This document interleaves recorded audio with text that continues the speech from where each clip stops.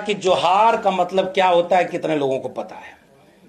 और मैं ये सवाल यहीं से उठाना चाह रहा था कि सेवा जोहार का नारा क्यों लगता था और जोहार का नारा और उलगुलान का नारा किसके लिए लिखता है।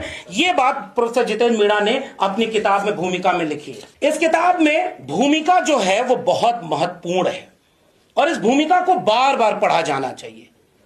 यह भूमिका आपको परिचित कराएगी जिन्हें पता ही नहीं कि जोहार, सेवा जोहार, उलगुलान, आदिवासी संस्कृति, आदिवासियों की परंपरा और वर्तमान में आदिवासियों के साथ कितने तरह का अन्याय हो रहा है।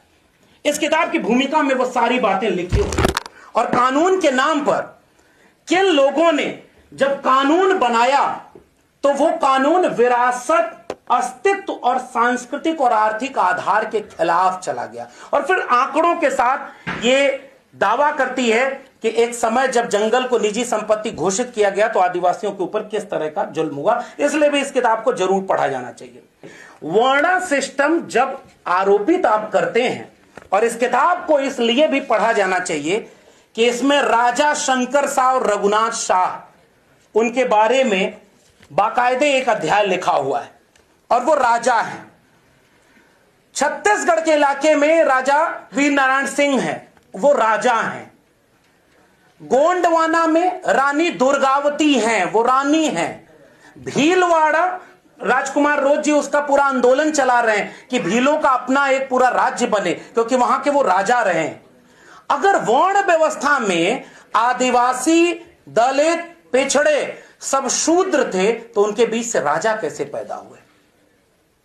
सम्राट अशोक, चंद्रगुप्त मौर्य, देवगिरी के यादव, गुर्जर पाल प्रतिहार वंश, चोल से लेकर के गोंडवाना, भीलवाड़ा, इसका मतलब कि वर्णा सिस्टम न तो आदिवासी पर कभी फिट बैठता है, न दलित पर, न ओबीसी पर। वो एक आरोपित व्यवस्था है जिससे आप अपनी संस्कृति को भूल जाओ और एक व्यक्ति, एक ग्रंथ, एक संस्कृति, एक नेता, एक झंडा और एक ही सब कुछ के रंग में रंग दिया जाए।